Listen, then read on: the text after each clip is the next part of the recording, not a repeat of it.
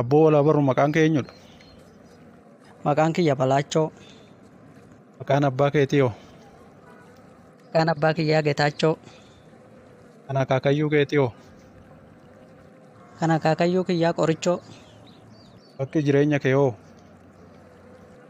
Bakki jireenya koo Bachoo. Maaliidhaan deemtee dhufte? Kanan deemee dhufeen Koochoo.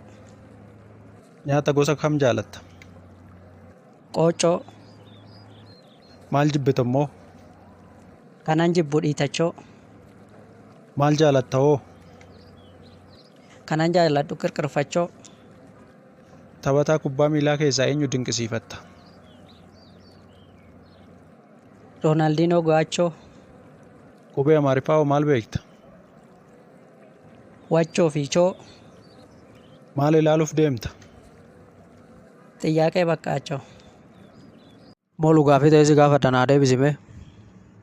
Waan barbaade na gaafadhu siifan deebisa maal rakkoo qabattee ture?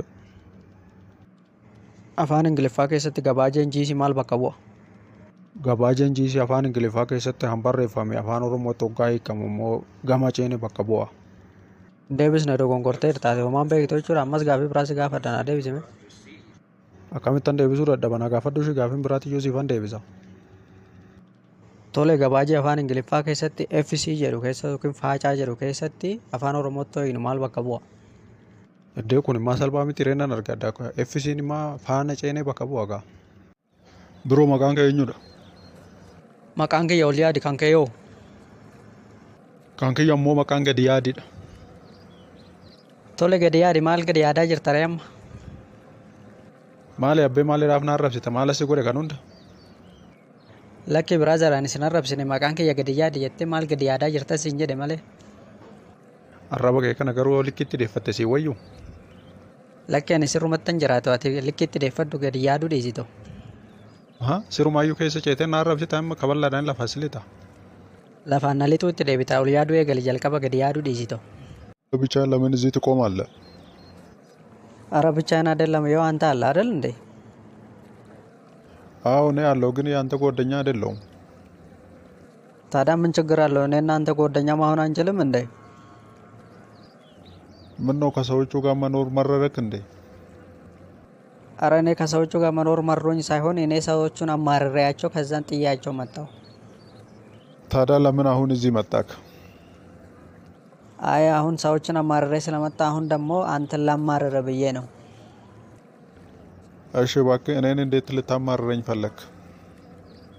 ለማንኛውም ስሜ ሰይጣን ይባላል። ከኔ የበለጠ ሰይጣን የለም። አንተ አሁን ሰይጣን ነው ብለህ ራስን ትጠራለህ እንዴ? እኔ አሁን ከፈለኩ ይሄንን ነገር ልገለብጥ እችላለሁ። እኔን ውሃ ቀድቼ አፍን ላጠጣ እችላለሁ። ከዚህ የበለጠ ማማራር አለ?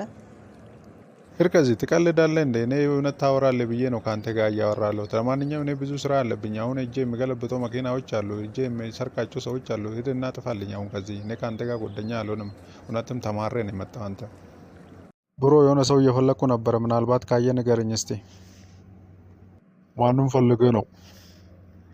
የሆነ አርቴታ የሚባል ነጭ ሰውዬ ነው እና ሁሌ ጥቁር ነገር ነው የሚለብሰው እና የሆነ ኮስተር ያለ እሱ ፈልጌ ነበር። አይታል ይኸውልህ ምን እንደምታደርግ ይሄኛው ሁለተኛ መንገድ ዝም ብለህ ይዘህ ሂድና እዛ ይመጣልሃል እሱ ራሱ። ከዛ በኋላ እዛው ታገኛለህ። እሺ ምናልባት ሀሳቡን ቀይሮ አንደኛ መንገድ ከተጠቀመስ እንዴት አገኛለሁ?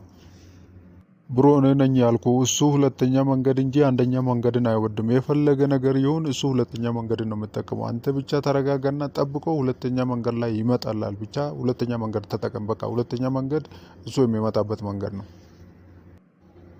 ስለዚህ ሁለተኛ መንገድን ይዤ ልቆስቁሰዋ። አዎ በቃ ሁለተኛ መንገድን ይዤ ቆስቁሰው ታገኛለህ። አርቴታ ከዛ አይጠፋም። ምን ሆነ ነው? አሰማኝም እንዴ?